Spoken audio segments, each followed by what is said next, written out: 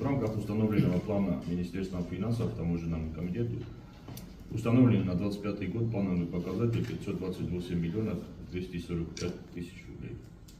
Объем таможенных начислений в республиканский бюджет с января по сегодняшний день составил 340 миллионов 434 тысячи рублей. Таким образом, по нашим подсчетам, намеченный показатель выполнен всего лишь на 65,2%.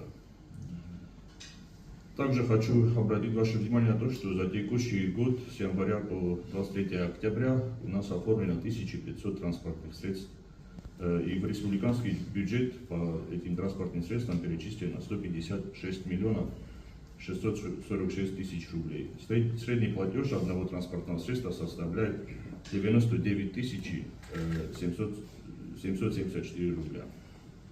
Ну, я всегда привожу для сравнения цифры 2024 года, тогда было оформлено 5240 транспортных средств, а в бюджет перечислено 91 миллионов рублей.